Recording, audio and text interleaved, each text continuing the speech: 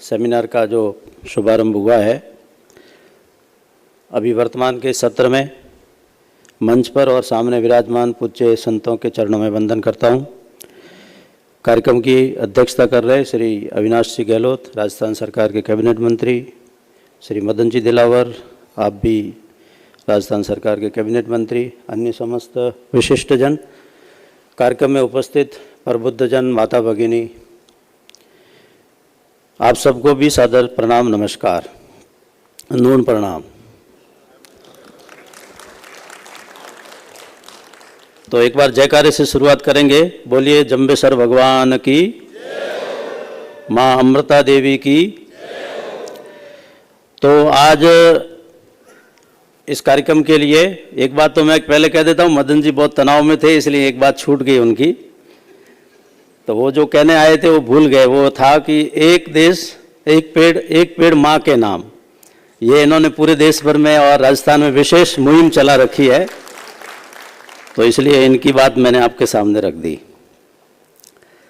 मैं भी मारवाड़ का ही रहने वाला हूँ और हम सब जानते हैं कि जिस बात की चर्चा महाराज जी ने यहाँ की थी अभी, तो कहीं पर भी हम मारवाड़ के गांव में जब जाते हैं जहाँ पर हरियाली ज़्यादा दिखती है, वो हरियाली यानी रेगिस्तान के अंदर। अभी तो ठीक है, थोड़ा जलवायु बदला इसलिए हमारे यहाँ भी पानी अधिक पड़ता है।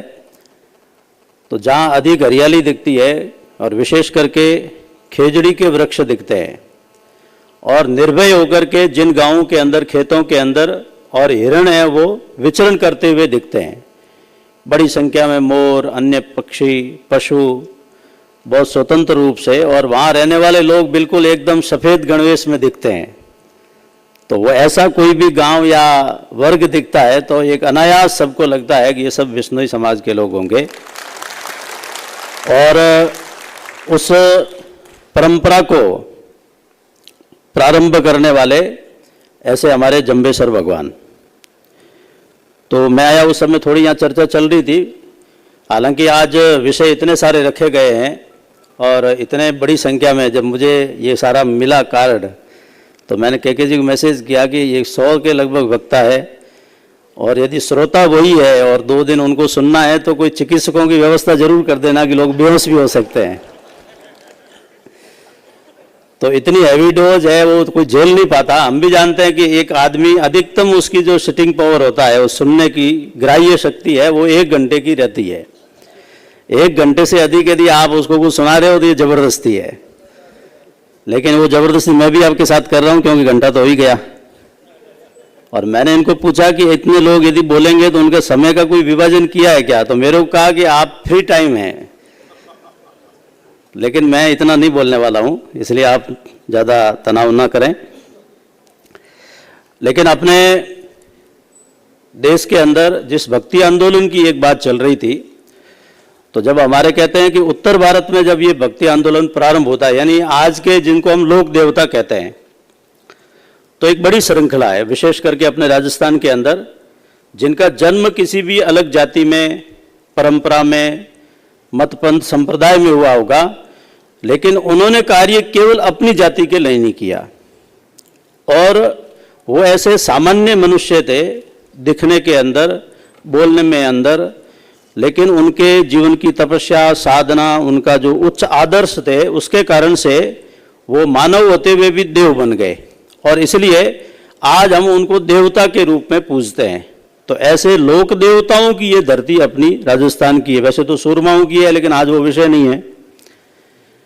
तो ऐसे भक्ति आंदोलन के समय जितने भी श्रेष्ठ महापुरुष खड़े हुए थे, अब वो दक्षिण से भक्ति आंदोलन शुरू हुआ था, लेकिन अपने जब राजस्थान की हम बात करते हैं तो जिनको उस दृष्टि से कोई प्रतिष्ठा नहीं भी मिली हुई, माना कि 2 मिनट के लिए, तो इन अग्रिम पंक्ति में सबसे पहले ऐसे होने वाले जो हम अवतारी ऐसे महापुरुष मानते हैं, विष्णु के अवतार मानते हैं, वो जंबेसर भगवान हुए हैं।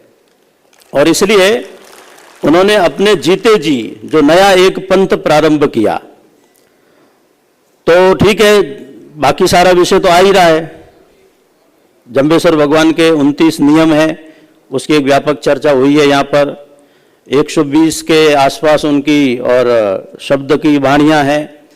उसके बारे में भी आप सब विद्वान हैं, मैंने तो बहुत ज़्यादा पढ़ा नहीं, इसलिए क्योंकि मैं रहा हूँ आप सबके साथ में, इसलिए जितना है उठते बैठते मिलते जुलते देखते जो सीखा है उतना मैं जरूर जानता हूँ।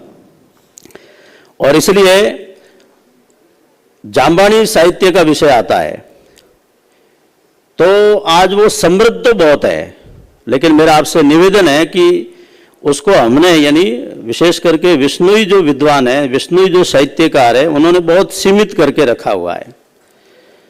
वो मानव कल्याण का साहित्य है, लोक कल्याण का साहित्य है, संपूर्ण विश्व को देने के लिए उसके अंदर अथाह संपदा है। इसलिए आज आवश्यकता है कि जो आपने जाम्बानी साहित्य परिषद बनाई है या विश्वविद्यालय के अंदर जो शोध पीठ बनाई है, जिनके दोनों के संयुक्त तत्वावधान में आज का ये आयोजन, ये सेमिनार जो चल रही है, तो इसको लेकर के समाज के सामने जाना चाहिए। यहाँ शिक्षा मंत्री बैठे हैं तो थोड़ा बहुत तो एक प्रयास किया था पहले जब इनकी कोई सरकारें आई थी, लेकिन इतना बड़ा समाज है, इतना बड़ा समृद्ध साहित्य है, इतने उच्च जो शब्द उन्होंने कहे हैं जम्बेश्वर भगवान ने, वो आज सबको पढ़ने चाहिए। लेकिन आज वो पाठ्यक्रम का यह सिलेबस का हिस्सा नहीं है। तो नई नीति जो शिक्षा नीति एनईपी अपने देश के अंदर आ रही है, राजस्थान में आ रही है, तो मैं आप सबकी तरफ से भी बात करता हूं और आप सबका आह्वान भी करता हूं कि ऐसी कुछ अच्छी बातें जो मानव कल्याण की है वो सबके सामने रखी जाए और उसके कारण से कहीं न कहीं शिक्षा में भी उसको और एक स्थान मिलना चाहिए। अनेक ऐसे शब्द है जैसे जीव दया पालनी और रूख लीलो न धावे घावे, या सिर साटे रूख बसे सस्तो जान, ऐसी अनेक बातें आती, उनकी पूरी सारी बातें हुई है। तो ये कुल मिलाकर के प्रकृति के साथ में एक समन्वय है, प्रकृति के साथ में एक सामंजस्य है, प्रकृति के साथ में एक सहकार की एक भावना है। मानव रूप में श्रेष्ठ कृति हमको भगवान ने दी है, ऐसा महाराज जी ने बताया, लेकिन केवल भोग भोगने के लिए नहीं है। ये जो सृष्टि है इसका एक चक्र भगवान ने बनाया है, अनेक प्रकार के पशु पक्षी कीट पतंग ये सब प्रकार के मिलकर के एक सृष्टि का और एक संरचना है। वो युगों युगों तक चलनी चाहिए, पीढ़ी दर पीढ़ी चलनी चाहिए। लेकिन कई बार ऐसा लगता है कि हम इस आपाधापी के युग में, प्रतिस्पर्धा के युग में, विकास की एक अंधी दौड़ में आगे बढ़ने का जो एक प्रतिस्पर्धा संपूर्ण विश्व भर के अंदर अनेक देशों के बीच में जो चल रही है, उसके कारण से और प्रकृति का दोहन नहीं कर रहे हैं, प्रकृति का हम शोषण कर रहे हैं। और प्रकृति का शोषण होने के कारण से और असंतुलन निर्माण होता है। और अभी आपने देखा होगा महीना भर पहले वायनाड करके जो केरल का है, उसके अंदर भूस्खलन हुआ और इतना हुआ कि 30-40 जगह हुआ। बाद में उसके बारे में विचार हुआ कि वहां बारिश तो बहुत होती है, लेकिन ऐसा क्यों हुआ, वहां पर कच्चे पहाड़ ज्यादा है। तो पता चला कि एक पर्यटक को विकसित करने के लिए इतने बड़े बड़े रिसोर्ट बनाए गए, इतने बड़े बड़े विकास किए गए, यानी जंगल को काट करके और कंक्रीट का, लोहे का जंगल खड़ा कर दिया गया। और इस कारण से जो बारिश के अंदर पेड़ पौधों के कारण से जमीन में कटाव नहीं होता था, वो सारा हुआ था। अभी विकास कौन सा है और उस विकास का दुष्परिणाम क्या है? 5 साल तो पूरे गांव के गांव समाप्त हो गए, कहते वहां पर पता ही नहीं चलता कि लोग रहते कहां थे। तो ये प्रकृति के साथ में जो अधिक छेड़छाड़ होती है उसके कारण ऐसा होता है। महाराज जी ने अभी मांग की खेजड़ी के बारे में, सस्ती ऊर्जा प्राप्त करने के लिए, और इस प्रकार के विकास के कुछ आयाम तो खड़े करते हैं, उसकी हमारे यहां पर कहीं पर भी और मनाही नहीं है। विज्ञान का जमाना है, तकनीक का जमाना, हम निश्चित रूप से आगे बढ़ें, लेकिन प्रकृति को समाप्त करके आगे नहीं बढ़ सकते। और उसके दुष्परिणाम है वो आज हमको भुगतने पड़ेंगे, नहीं तो हमारी आने वाली पीढ़ी को भुगतना पड़ेगा। इसलिए ये एक संत का स्वार्थ नहीं है, एक पंथ का स्वार्थ नहीं है, एक मत या विचार को लेकर के चलने वालों का स्वार्थ नहीं है। ये संपूर्ण मानव के हित को ध्यान में रखते हुए इस प्रकार के विषयों को उठाना चाहिए। और महाराज जी आप मेरे से कह रहे थे, लेकिन यहाँ 3 मंत्री बैठे हैं, तो बाद में इन तीनों की आप थोड़ी क्लास लेना, कैबिनेट में बैठते हैं 2 लोग, तो इनको अपने सरकार के सामने ये विषय रखना चाहिए, ऐसा मैं भी इनसे आग्रह करता हूं। जहां तक जम्बेश्वर भगवान का और प्रश्न आता है, तो यहाँ पर अभी सनातन की हम सब ने मिलकर जय बोली है। तो अपने यहाँ पर ऐसा कहा गया है कि ये जो भारत की धरती है ये विश्व में सबसे प्राचीन है। हमारे यहाँ पर एक श्लोक बोला जाता है, हिमालयम समारभ्य यावद इंदु सरोवरम तम देव निर्मितम देशम हिंदुस्थानम प्रचक्षते। यानी ये देवताओं द्वारा निर्मित भूमि है जिसके 3 तरफ समुद्र है, एक तरफ हिमालय जैसा इतना महा देवतात्मक हिमालय एक पहाड़ जो खड़ा है, वो चारों ओर से हमारी इस भूमि की एक प्रकार से रक्षा करता है। हिमालय के कारण से ही विश्व की सब प्रकार की ऋतुएं यहाँ है, विश्व के सब प्रकार के मौसम यहाँ है, विश्व की सब प्रकार की खनिज संपदा यहाँ पर है, विश्व की सब प्रकार की फल है, सब्जियां हैं, जितनी भी अनाज खाद्य सामग्री है, वो जो व्यंजन है, वो वैरायटी है, वो सबसे अधिक विश्व की किसी धरती में हो सकती है, वो केवल भारत की धरती पर है। इसलिए कहा यह देवताओं द्वारा निर्मित भूमि है। फिर इसके बारे में ये कहते हैं कि ऋषियों की भूमि है। तो हमारे यहां पर एक बात चलती बार बार कि एक संस्कृति है हमारी, तो ये संस्कृति कैसे निर्माण होती है? आप सब विद्वान है, मैं बहुत बड़ी बात नहीं करना चाहता, लेकिन एक इस प्रकार का भाव आता है कि एक ऋषि जो परंपरा अपने इस देश के अंदर हुई थी, ऋषियों ने जो तप किया, ऋषियों का जो तेज था, बल था, उन्होंने जो आह्वान किया, उस तप से जो उनको अनुभूति हुई, वो अनुभूति उन्होंने समाज के सामने रखी। और समाज के सामने जब उनके अनुभूत इस प्रकार के प्रयोग सामने आने शुरू हुए, तो वो समाज ने आचरण और व्यवहार में लाना शुरू किया। आचरण और व्यवहार में लाते लाते पीढ़ी दर पीढ़ी यानी दसियों हजार वर्षों तक निरंतर ये प्रक्रिया चलती रही। और वो जो आचरण और व्यवहार करणीय जो बातें थी, वो धीरे धीरे करके हमारी जो परंपराएं बन गई, उसको आज हम कहते हैं वो हमारी संस्कृति है। और उसी संस्कृति में से सनातन निकला, उसी संस्कृति में से शाश्वत निकला। और इसलिए कहा है कि ये अजर और अमर है, इसको कोई समाप्त नहीं कर सकता। तब हमारे ऋषियों ने कहा वयम अमृतस्य पुत्राः, हम मृत्युंजय, हमको कोई समाप्त नहीं कर सकता। ऐसी ये भारत की जो धरती है, और वहां से जो एक भाव निर्माण हुआ, उसी में आगे जाते जाते अनेक प्रकार के संत हुए, महात्मा हुए, मत पंथ, उन्होंने परंपराएं प्रारंभ की। भारत की धरती पर जितनी भी परंपराएं प्रारंभ हुई है, उन सब परंपराओं का तत्व एक है, वो तत्व अलग नहीं है। इसलिए सनातन सबके अंदर आता है। जब जम्बेश्वर भगवान ने और ये पंथ प्रारंभ किया, तो उसमें आपने अध्ययन किया ही होगा निश्चित रूप से। तो एक बात ध्यान में आती है कि कहीं भी प्रतिस्पर्धा नहीं है, दूसरे की काट नहीं है, हम ही सत्य है, बाकी सब झूठ है, पहले वाले सब गलत है, मैंने जो किया वही सही है, ये कहीं पर भी भाव नहीं है।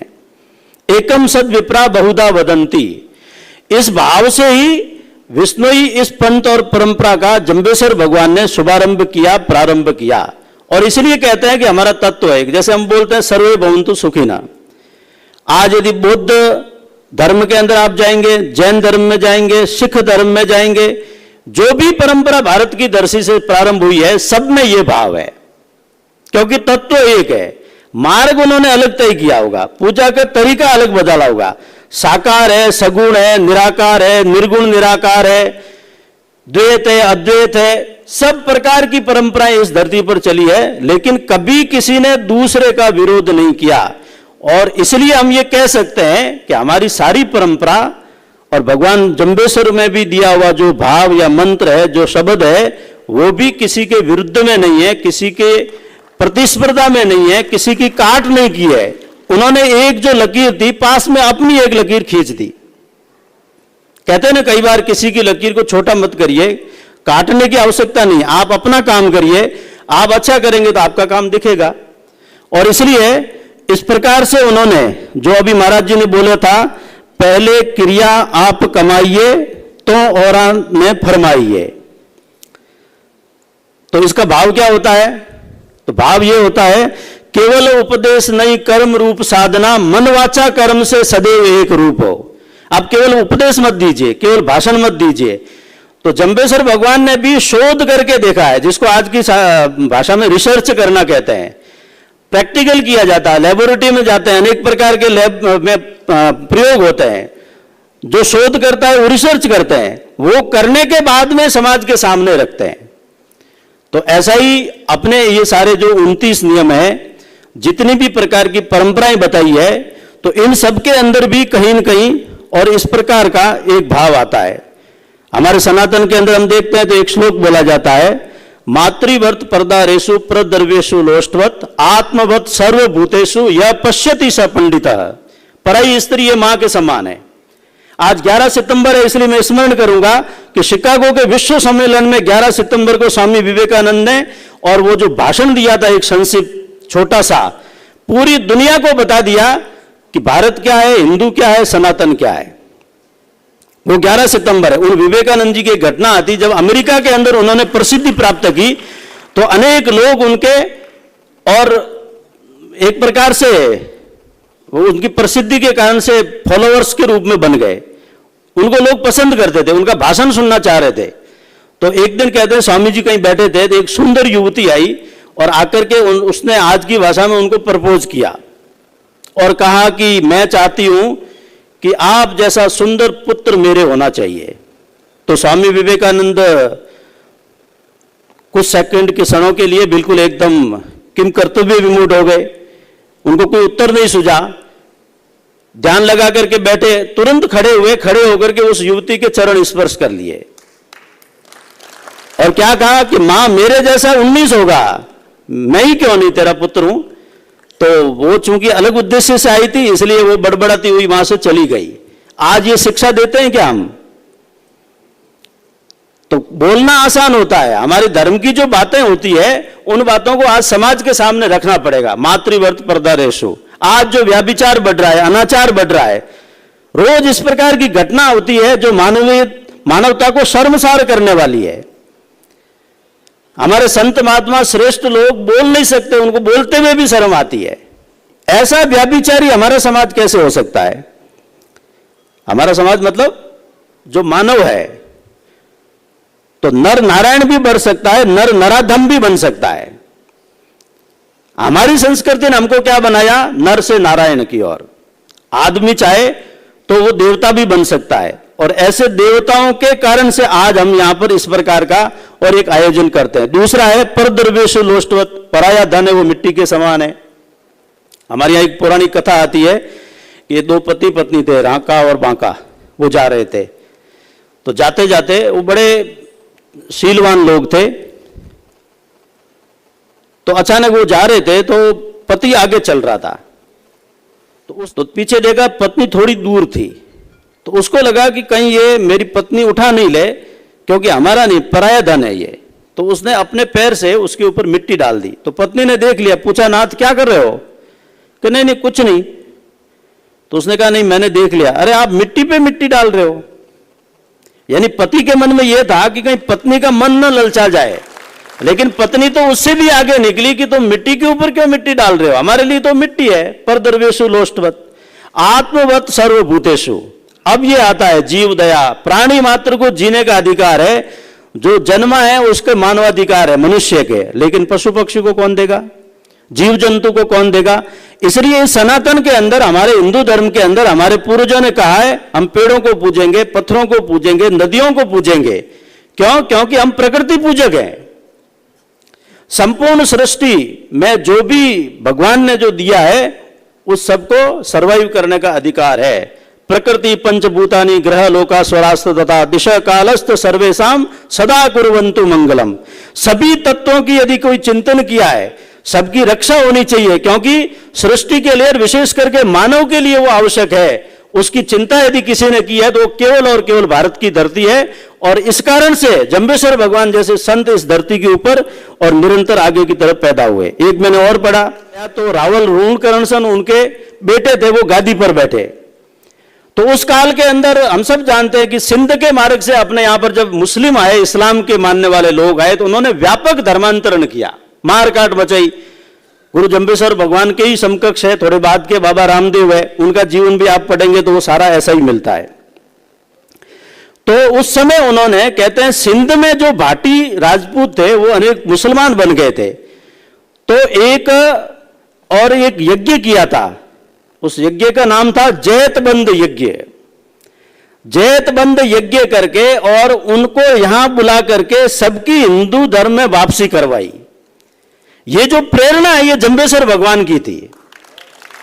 इसलिए मेरा ये कहना है कि वो इतने व्यापक थे कि हमने उनको केवल एक जाति का बना करके रख दिया, एक बिरादरी तक केवल सीमित कर दिया। आज आवश्यकता है, यहां शोध की जो बात आई है, तो वास्तव में यदि शोध पीठ बनी हुई है विश्वविद्यालय के अंदर, तो उसका और हम सबको भी अनुसरण करना चाहिए और उनमें और अच्छे लगाने चाहिए। विश्वविद्यालय का जो प्रशासन है उनको भी प्रयास करना चाहिए, लेकिन समाज की ओर से भी कुछ विद्वानों को वहां पर अप्रत्यक्ष रूप से हम लगा सकते हैं, ताकि उसके ऊपर निरंतर एक वाच हो और युवाओं को प्रेरित करना चाहिए। क्योंकि आज जो सबसे ज्यादा भ्रमित है भारत के अंदर, वो भारत का यूथ है।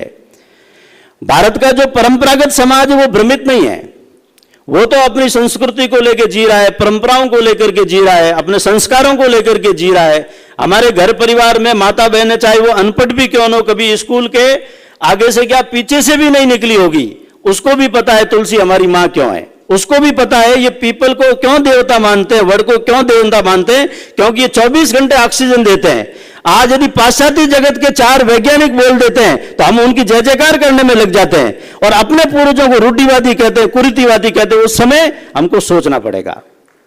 हमारी ऐसी परंपरा, ऐसी व्यवस्था बना दी गई उस काल के अंदर, मध्य युग जिसको कहते हैं। इतने अत्याचार हुए, शिक्षण संस्थान समाप्त हो गए, मंदिर मठ हमारे तोड़ दिए, जहां से भी शिक्षा मिलती और रास्ते जब बंद हो गए, तब समाज ने हर अच्छी चीज को धर्म के साथ में जोड़ दिया। और लेकिन आज समय बदल गया है, इसलिए मैं सभी दृष्टि से कहूंगा, आप पर्यावरण है उसकी युगानुकूल परिभाषा हो, जंगेश्वर भगवान का जो दिया हुआ ज्ञान है, उनकी शब्दवाणी है, उसको भी आज यदि युवाओं में हमको स्थापित करना है तो उसको युगानुकूल परिभाषित करना पड़ेगा। आज हम देखते हैं, हम जो 4 लोग पुराने लोग उन शब्दवाणियों को जानते हैं, उससे कोई काम चलने वाला नहीं है। उनकी व्याख्या करनी पड़ेगी, उसका सरलीकरण करना पड़ेगा और युवक युवतियों के बीच में आज हमको रखने की आवश्यकता है। इसलिए कहा है कि आज विज्ञान और तकनीक का जब जमाना है तो सब प्रकार की बातों को हर क्षेत्र में, हर दृष्टि से अपनी परंपराओं को, त्योहारों को, उत्सवों को, मेलों को, मंदिरों को, गुरुद्वारों को, मठों को आधुनिक बनाने की आवश्यकता है। तभी हमारा जो यूथ है वो उसके अंदर विज्ञान देखे और उसको लगना चाहिए कि हमारे पूर्वज रहे होंगे एकेडमिक रूप से अनपढ़, लेकिन वो बहुत प्रगत थे, बहुत आगे की सोचते थे, बहुत बड़े वो भविष्य दृष्टा थे। आज हाहाकार मचा हुआ सारी दुनिया के अंदर, तो पढ़ लो उन 29 नियमों को।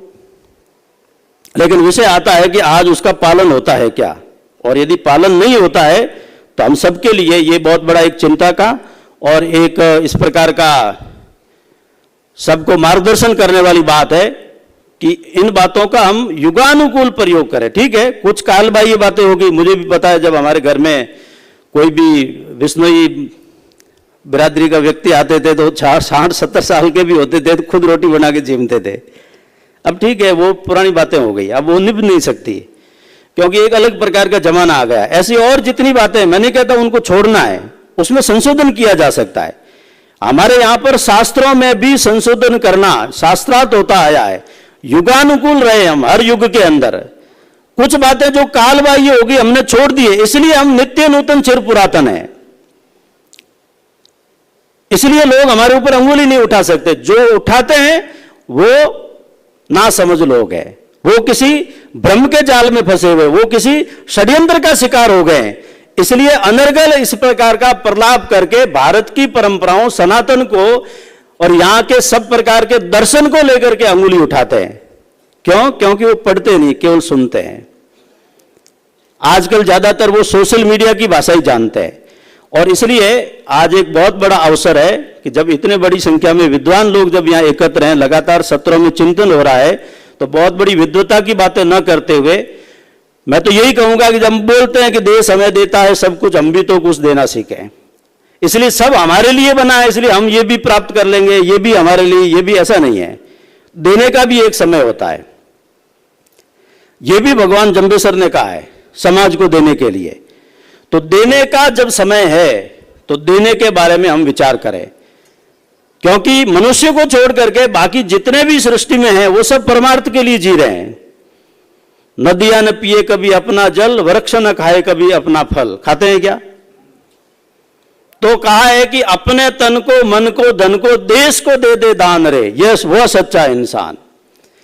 तो आज देने का समय है, किसी भी रूप में दो। एक गरीब की सेवा करो, शिक्षा के अंदर किसी का सहयोग करो, किसी को घर नहीं है तो उसका घर बसाओ, किसी को बेटी की शादी नहीं हो रही तो उसका सहयोग करो, गौशाला के अंदर करो, वृक्षारोपण में करो, पेड़ पतंग जो भी पशु पक्षी है इन सब के लिए कुछ न कुछ करना।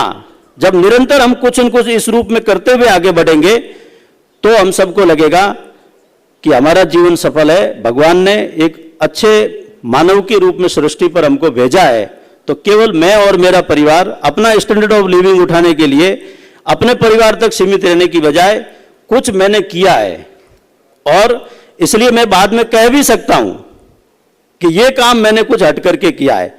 तो ऐसा एक आज अवसर है, हम सबको मिला है, और वो मिलने के पीछे भगवान जम्बेश्वर है। इसलिए उनके जीवन मूल्यों को, उनके दर्शन को, उनकी शिक्षाओं को, उनके शास्त्रों के व्यापक रूप से सरलीकरण करते हुए सर्व समाज के सामने रख करके यदि हम आगे बढ़ते हैं तो इसका एक व्याप भी बढ़ेगा और मानव कल्याण का और मार्ग तेज गति से प्रशस्त होगा। मुझे इस अवसर पर आप सब ने बुलाया, विशेष करके कृष्ण कुमार जी ने आग्रह किया। मेरा कार्यक्रम तो बीकानेर से जयपुर का था, लेकिन फिर भी मैं यहाँ आया, आपने इतनी बड़ी संख्या में मुझे सुना, सम्मान दिया, इसलिए आप सबका बहुत बहुत आभार, धन्यवाद। भारत माता की जय।